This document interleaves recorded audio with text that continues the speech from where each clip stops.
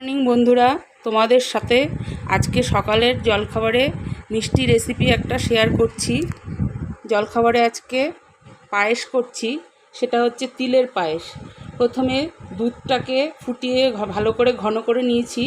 তার মধ্যে গোবিন্দভোগ চাল দিয়েছি হাফ কৌটো, তার মধ্যে দিয়েছি তিল, গোটা তিল খানিকটা দিয়েছি।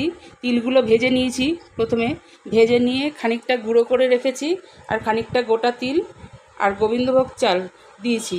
গোবিন্দভোগ চালটা যখন ফুটে উঠেছে তারপরে বাতাসা দিয়েছি, কাজু কিশমিশ তেজপাতা এলাচ সব দিয়ে দিয়েছি, আর 1.5 চামচের মতো ঘি দিয়েছি। দিয়ে ভালো করে ফুটিয়ে নিয়েছি। ফুটিয়ে ঘন করে তারপরে অফ করে দিয়েছি গ্যাসটা। এই যে দেখো, পায়েসটা তৈরি হয়ে গেছে। আর এর সঙ্গে আটা মেখে রেখেছি, রুটি করব। তিলের পায়েস আর রুটি আজকে সকালের জলখাবার। দেখতে থাকো, টাটা।